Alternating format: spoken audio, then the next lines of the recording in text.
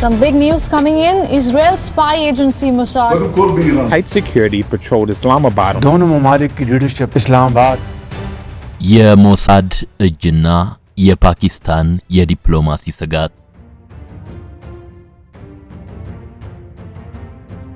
ዓለም በኒውክሌር ኃያላን ሀገራት ፍጥጫና በመካከለኛው ምስራቅ በሚነፍሰው የጦርነት ትኩሳት ሳቢያ በታሪኳ አይታው በማታውቀው ስስቱ የደህንነት ስጋት ውስጥ ትገኛለች። በተለይም በአሜሪካና ኢራን መካከል ያለው ጸብ ከቃላት ጦርነት አልፎ ወደ ቀጥተኛ ወታደራዊ ግጭት ባመራበት በዚህ ወቅት ኢስላማባድ የጀመረችው ታሪካዊ ሽምግልና ለዓለም አቀፉ ማህበረሰብ እንደ ብቸኛ የሰላም ተስፋ ጭላንጭል ተቆጥሯል። ፓኪስታን ከአሜሪካ ጋር ያላትን የቆየ ስትራቴጂያዊ አጋርነትና ከኢራን ጋር ያላትን ጥልቅ ባህላዊና ጂኦግራፊያዊ ትስስር በመጠቀም ዓለምን ከታላቅ እልቂት ለመታደግ የጀመረችው የዲፕሎማሲ እምርታ ምን ያህል ወደ ስኬት ይደርሳል የሚለው አጓጊ ጥያቄ እንዳለ ሆኖ ይህ የሰላም ድልድይ እየተገነባ ያለው ግን እጅግ አደገኛ በሆነ የሴራ አውድማ ላይ መሆኑ ግልጽ ነው። በሌላ አነጋገር በዲፕሎማሲው መድረክ ላይ የሚታየው ብሩህ ተስፋ እንዳለ ሆኖ ከትዕይንቱ በስተጀርባ ግን የሰላም ለህልውናዬ ስጋት ነው ብላ የምታምን ሌላ ኃይል አለች እንደማለት ነው። እርሷም እስራኤል ናት። ለቴል አቪቭ በዋሽንግተንና ቴህራን መካከል የሚፈጠር ማንኛውም አይነት ስምምነት ወይም የውጥረት መቀነስ እንደ ስትራቴጂያዊ ሽንፈት ነው የሚወሰደው። እስራኤል ኢራን ከማዕቀብ ተላቃ የኢኮኖሚ አቅሟን እንድታጠናክርና ቀጣናዊ ተጽዕኗን እንድታሳድግ የሚፈቅድ ማንኛውንም የዲፕሎማሲ ውጤት በጽኑ ትቃወማለች። በዚህም ምክንያት የደህንነት ተቋሟ ሞሳድ የፓኪስታንን የሽምግልና ጥረት ለማጨናገፍና የሰላም ሂደቱን ወደ ትርምስ ለመቀየር አሰፍስፏል ቢባል ግነት አይኖረውም። ወቅታዊው አደጋ የሚመነጨው ሞሳድ ከዚህ ቀደም የተጠቀመባቸውን የሐሰት ጥቃቶችን ወይም ፎልስ ፍላግስ፣ የሳይበር ጦርነትንና በፓኪስታን ውስጥ የሚገኙ የውስጥ ክፍተቶችን በመጠቀም ድርድሩን የማክሸፍ ከፍተኛ ዕድል ስላለው ነው። ፓኪስታን በታሪኳ ወሳኝ ምዕራፍ ላይ በቆመችበት በዚህ ወቅት ስጋቱ የሚመጣው በጠረጴዛ ዙሪያ ካሉት ተደራዳሪዎች ሳይሆን ድርድሩ እንዳይሳካ ከጀርባ ሆነው ገመድ ከሚጎትቱ የተሰወሩ እጆች ነው። The Mossad has executed some of the most audacious spy missions on earth. የዛሬው የሳሎን ተረካችንም የሞሳድን ታሪካዊ አሻራዎች እማይ በማድረግ ፓኪስታን የጀመረችው የሰላም ጉዞ ከእስራኤል ስልታዊ አደጋ ተርፎ እንዴት ለፍሬ ሊበቃ እንደሚችልና ኢስላማባድ ከፊቷ የተደቀነባትን የሴራ መረብ እንዴት ልትበጥሰው ትችላለች በሚሉት ነጥቦች ዙሪያ ትኩረት የሚያደርግ ነው። ሰላም በራሱ ትልቅ ዋጋ የሚጠይቅ ቢሆንም ሰላሙን ለማምከን የሚደረገው ዝግጅት ግን ከዚያ የከፋ መሆኑን በመገንዘብ የነገውን ዓለም ዕጣ ፈንታ የሚወስነውን ይህንን የዲፕሎማሲና የስለላ ፍጥጫም በዝርዝር ለመቃኘት የምንሞክርበት ይሆናል። አብራችሁን እስከ ፍጻሜ ቆዩ የሚለው የተለመደ ግብዣችን ነው።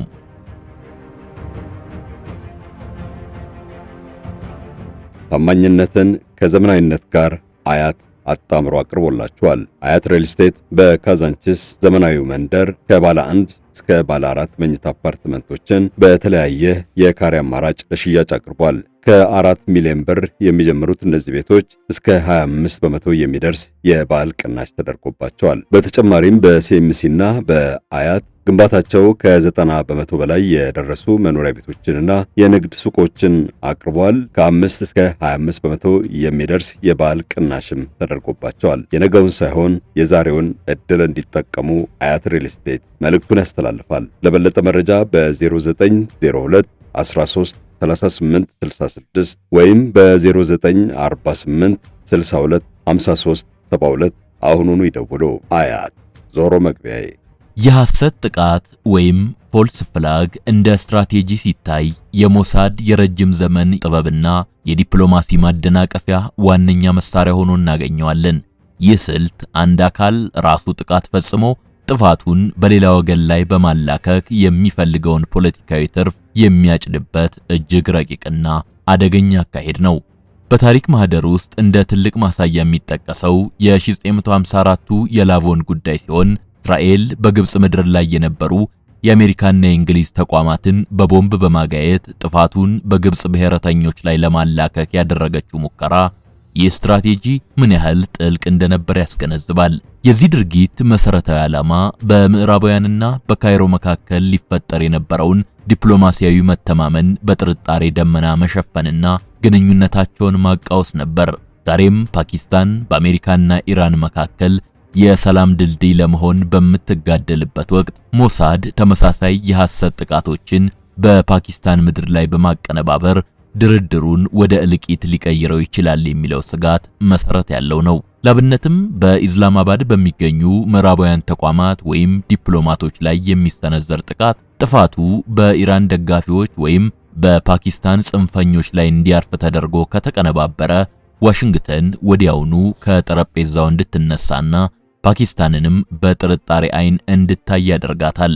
ይህ ስልት ሞሳድ በቀጥታ ጦርነቱ ሳይገባ ነገር ግን በሌሎች ሀገራት ደህንነትና ስም ላይ ጥላሸት በመቀባት የራሱን ስትራቴጂያዊ የበላይነት የሚያረጋግጥበት የማይታይ ወይም ስውር ጦርነት ነው። በመሆኑም ፓኪስታን የጀመረችው የሰላም ጉዞ በስኬት እንዲቋጭ ከተፈለገ እንዲህ ያሉ በሌላ ወገን ስም የሚፈጸሙ የተቀነባበሩ የጥፋት ድርጊቶችን ቀድሞ የመለየትና የመከላከል ብቃት የሀገሪቱ የደህንነት ተቋማት ዋነኛው የቤት ስራ ሊሆን ይገባል የሚለው የነገሩ ተንታኞች ቀዳሚ ምክረ ሐሳብ ነው።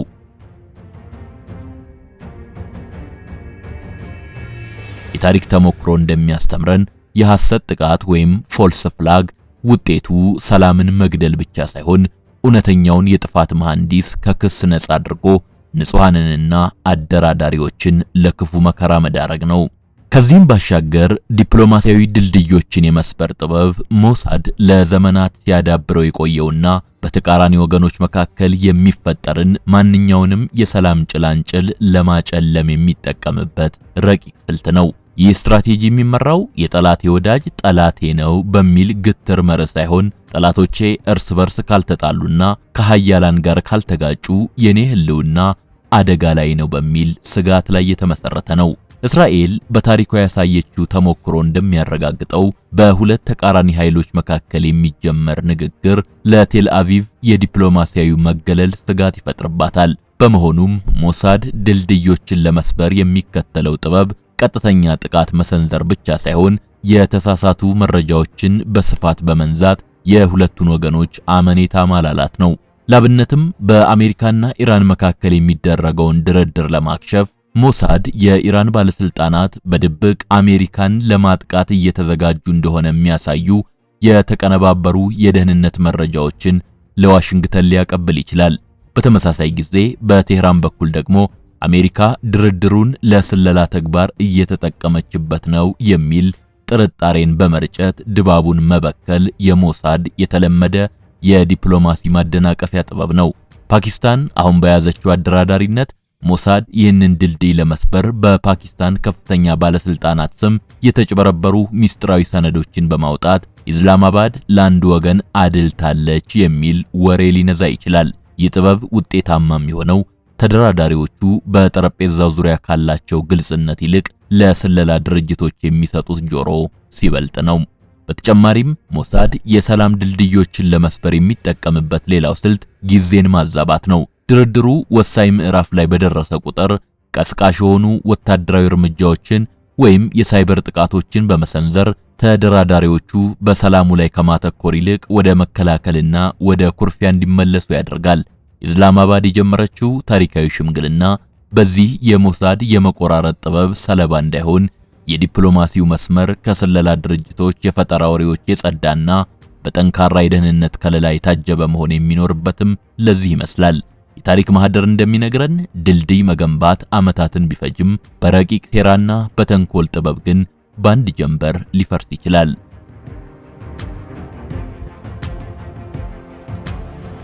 የሳይንቲስቶች ግድያና የሳይበር ጦርነት ሞሳድ የሰላም ሂደቶችን ለማዳከምና የባላንጣዎቹን ስትራቴጂያዊ አቅም ለመከርከም የሚጠቀምባቸው ዘመናዊና ቀጥተኛ ያልሆኑ የጥቃት ስልቶቹ ናቸው። ይህ አካሄድ በጠረጴዛ ዙሪያ የሚደረጉ የዲፕሎማሲ ንግግሮችን ትርጉም አልባ በማድረግ ተደራዳሪ ወገኖች ወደ መከላከልና ወደ በቀል እርምጃ እንዲገቡ የሚያስገድድ ቀስቃሽ ስልት ነው። እስራኤል ባለፉት 10 ዓመታት በኢራን የኒውክሌር ሳይንቲስቶች ላይ የፈጸመቻቸው ተከታታይ ግድያዎች በተለይም የሞህሴን ፋክሪዛዴህ ግድያ የዲፕሎማሲያዊ ንግግሮች በጦርነት ጥላ ስር እንዲወድቁ ለማድረግ የታለሙ ነበሩ።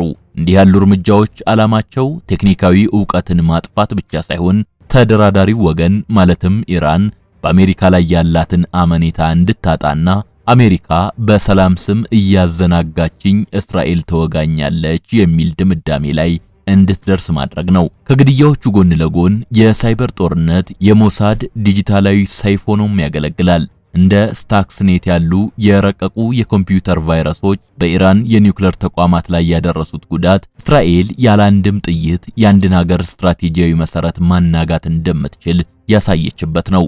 ፓኪስታን አሁን በያዘችው አደራዳሪነት ሞሳድ የፓኪስታን የደህንነት መዋቅርን ወይም የኢራን የኢነርጂ ተቋማትን በሳይበር ጥቃት በማጥቃት በሁለቱ ወገኖች መካከል ያለውን ግንኙነት ሊበክል ይችላል። ጥቃቱ በተፈጸመ ቁጥር በኢስላማባድ የሚገኘው የድርድር መንፈስ ይበከላል። ምክንያቱም የሳይበር ጥቃቶች ማንነታቸው በቀላሉ የማይታወቅ በመሆናቸው ተደራዳሪዎቹ እርስ በርስ እንዲጠራጠሩና በሰላሙ ላይ ያላቸውን ተስፋም እንዲቆርጡ ያደርጋል። በመሆኑም የሳይንቲስቶች ግድያና የሳይበር ጦርነት ለፓኪስታን ዲፕሎማሲያዊ ጥረት ትልቅ ስጋት ናቸው።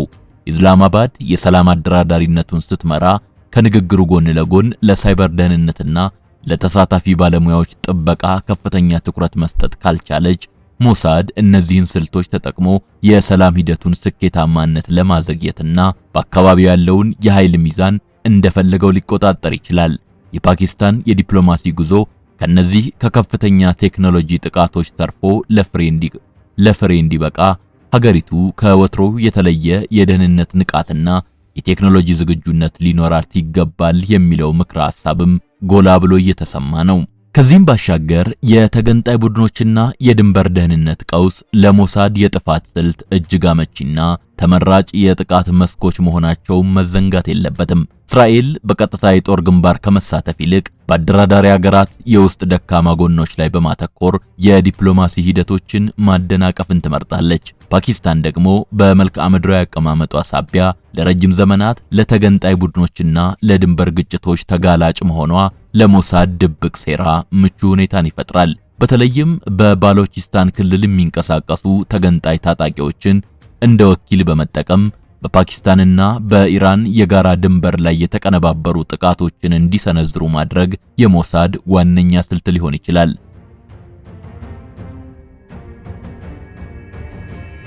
እንዲህ ያሉ ጥቃቶች ሲፈጸሙ በሁለቱ ሀገራት መካከል የነበረውን ስሱ መተማመን ወዲያውኑ በማፍረስ ትኩረታቸው ከሰላም ድርድር ወጥቶ ወደ ድንበር ጥበቃና ወደ እርስ በርስ ውንጀላ እንዲዞር ያደርጋቸዋል።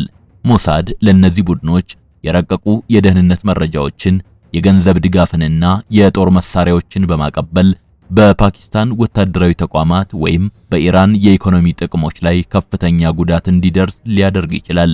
የዚህ ስሌት መሰረታዊ ግብ ፓኪስታንን በዓለም አቀፍ መድረክ እንደ ደካማ ሀገር አድርጎ ማሳየት ነው። ጥቃቶቹ በተደጋገሙ ቁጥር አሜሪካና ሌሎች ሀያላን ሀገራት የራሷን የድንበር ደህንነት ማስጠበቅ ያልቻለች ሀገር እንዴት የሁለት ሀያላን ሀገራትን ሰላም ልታረጋግጥ ትችላለች የሚል ጥያቄ እንዲያነሱ ይገፋፋቸዋል። ይህም ኢስላማባድ በከፍተኛ መስዋዕትነት የገነባችውን የሽምግልና ታማኝነትና ክብር በጥቂት የተቀነባበሩ የድንበር ግጭቶች የማፈራረስ አቅም አለው። ከዚህም በላይ የድንበር ደህንነት ቀውስ መፈጠሩ ፓኪስታን ወታደራዊ ኃይሏን ከድርድር ጥበቃ ወደ ድንበር ጦርነት እንድታዞር ያስገድዳታል። ሞሳድ ይህንን ስልት በመጠቀም የሰላም ሂደቱን ጊዜ በማጓተትና ተደራዳሪዎቹ በተስፋ መቁረጥ ድርድሩን እንዲያቋርጡ ለማድረግ ይጥራል። የሃይማኖትና የጎሳ ግጭቶችን ማቀጣጠል ሞሳድ የአንድን ሀገር ስትራቴጂያዊ ትኩረት ለመበተንና የፖለቲካ አመራሩን ጉልበት ለማዳከም የሚጠቀምበት ሌላኛው እጅግ አደገኛና ስሱ የውስጥ ካርድ ነው።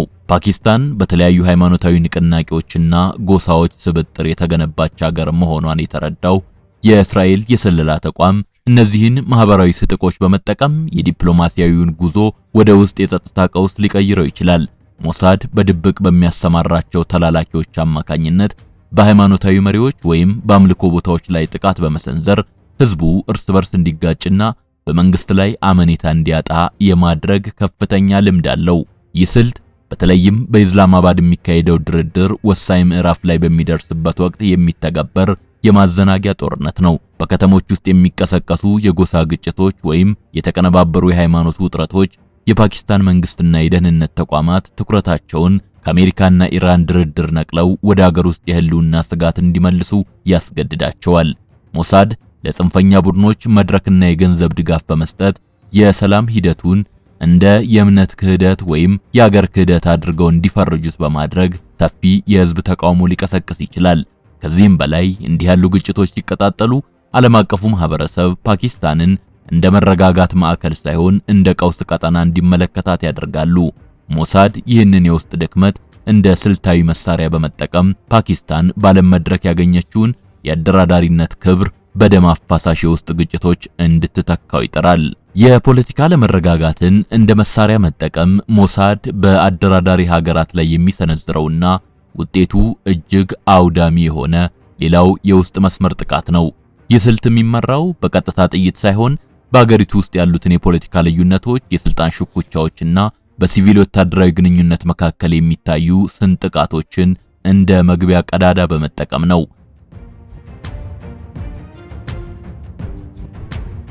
እስራኤል ፓኪስታን በአሜሪካና ኢራን መካከል የምታደርገው ድርድር ለቴል አቪቭ ስትራቴጂያዊ ኪሳራ መሆኑን ስለምታውቅ የኢስላማባድ የፖለቲካ ምህዳርን በማናጋት መንግስት ለዲፕሎማሲው የሚሰጠውን ትኩረትና ቁርጠኝነት እንዲያጣ ታደርጋለች።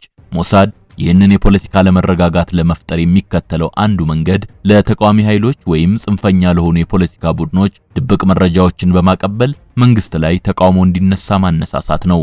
ለአብነትም መንግስት ከአሜሪካ ጋር በሚስጥር ተስማምቶ የሀገሪቱን ሉዓላዊነት አሳልፎ እየሰጠ ነው ወይም ድርድሩ የኢራንን ጥቅም ብቻ የሚያስጠብቅ ነው የሚሉ የተዛቡ የፕሮፓጋንዳ ወሬዎችን በስፋት በመንዛት በህዝብና መንግስት መካከል መጠራጠር እንዲፈጠር ያደርጋል።